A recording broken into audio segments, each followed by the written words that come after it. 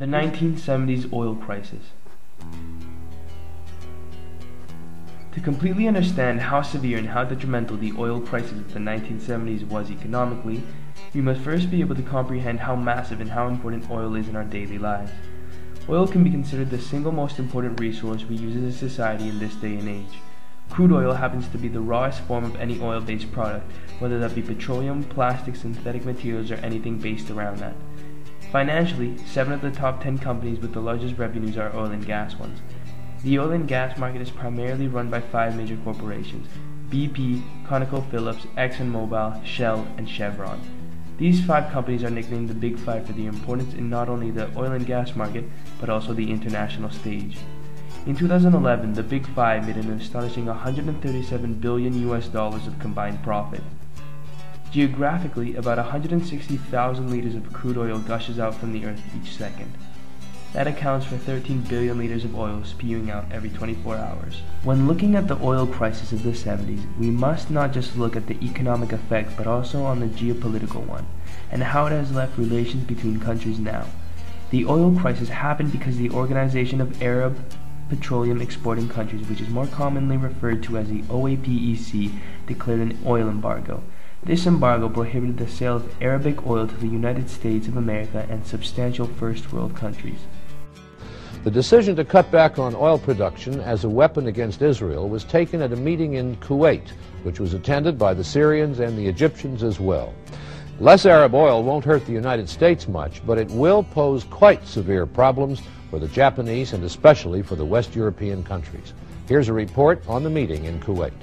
Even before today's meeting began, there was an announcement in Kuwait that prices for Arab oil were going up. A huge increase voted in an overnight meeting without even consulting Western buyers.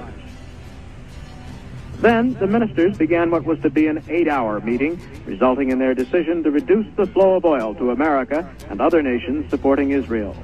The cutback will be 5% for the first month and an additional 5% for each passing month until Israeli forces leave occupied Arab land. The ministers added an appeal to the American people to stand beside the Arab world. For countries like Kuwait, where these wells are, or others like Saudi Arabia, there's no real economic penalty in reducing the flow off the docks for the U.S. They make so much money on their oil, the loss will hardly be noticed. But Kuwait and Saudi Arabia are still not anxious to completely destroy their relations with the U.S., and they were able to persuade more militant Arab ministers who wanted to boycott America completely or nationalize U.S. facilities.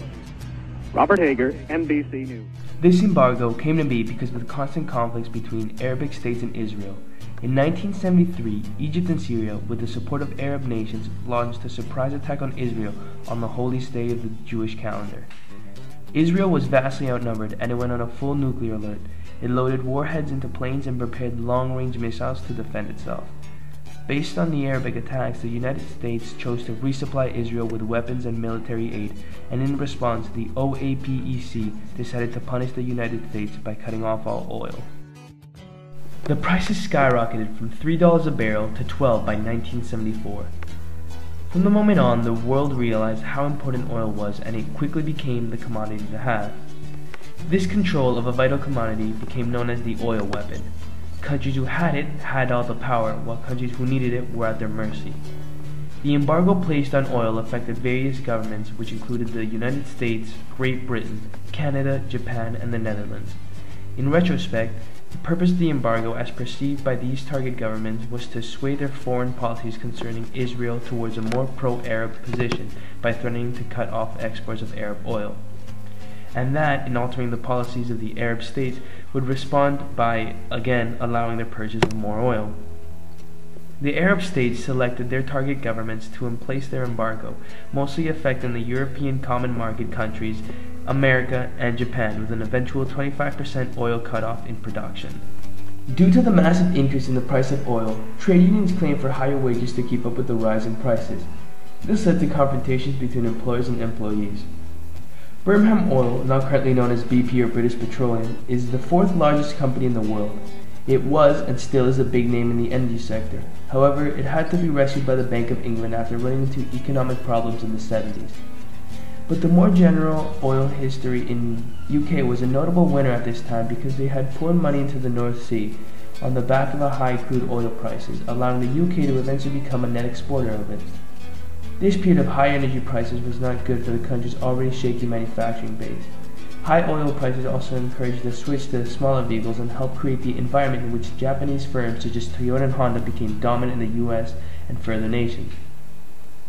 The oil price shock also changed the nature of British relations abroad, which had been more focused on the dangers posed by Russia and China as part of the Cold War. The Middle Eastern countries had been seen up until 1973 as reliable friends, but the US and other nations in the West gave the region far more importance after the embargo.